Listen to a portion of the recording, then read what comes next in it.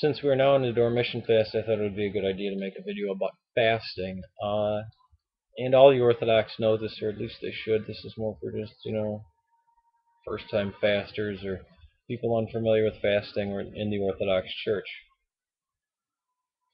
The strict fast is no, and people make a difference between fast and abstaining from food. That fast is no food. I don't do that.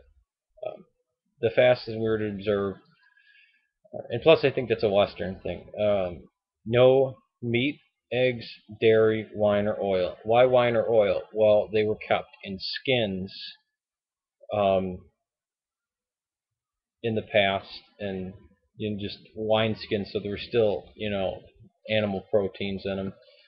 Now that doesn't apply, but it's just still on the books. I mean, no wine or oil is kept in skins anymore.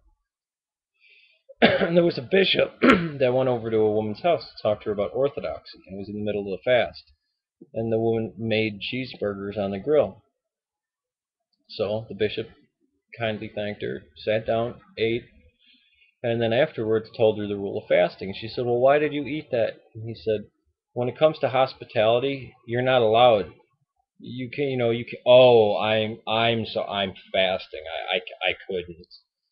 If you did that, if you abstained from that food at that point, you would be breaking the fast, because the fast isn't just some hard, strict rule like the Muslims have or Protestants. I don't even think they fast.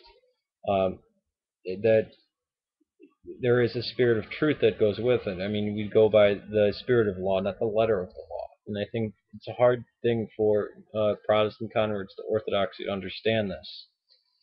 So if somebody out of the kindness of your heart offers you something, eat it. Or somebody who goes out of their way to get food for everybody, and they bought you a cheeseburger and a milkshake. You cannot. Oh, no. I'm fasting. No, you eat it and you shut your mouth. And maybe, you know what? Even afterwards, don't even tell them, "Oh, I was fasting," but this don't. It might not even be a good idea to explain to the person. The reason why the bishop did was because that woman was inquiring about orthodoxy. It's just as Christ said. You don't rent your clothes in half, throw sackcloth and ash on you, scream, "I'm fasting." So look how holy you are. So in order to keep your fast, you must keep in mind that you are a follower of Christ, and that you don't go spilling your and I've gotten messages. Well, again, that's going to anger more people, but when you donate money, when I've been in some Orthodox churches where they actually pass the plate around, I will never put money in the basket. There's a box outside in the narthex you put money in, and then they bring it up, they bless that, and that's the only time I put money in there. I think it's bad that they do the passing of the plate. Maybe it's necessary because some people don't want to give money to the church, but yeah, when you give, do it in secret. When you fast, nobody should know that you're fasting except yourself and your spiritual father.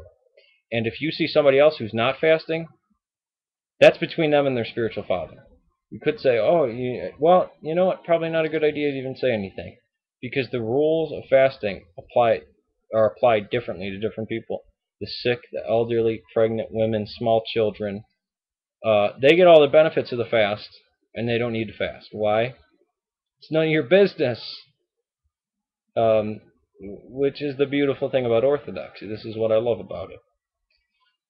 Peace to you.